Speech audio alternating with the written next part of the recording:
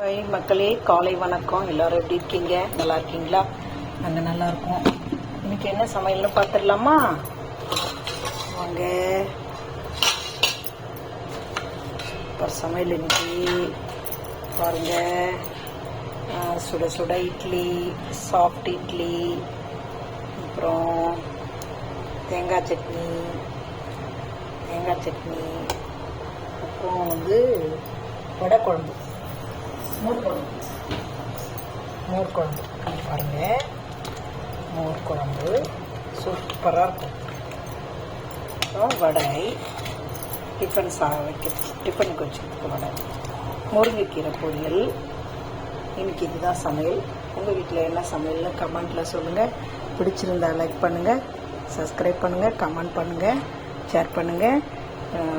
Organic gardening grandma and grandpa, இதுதான் எங்கள் channel.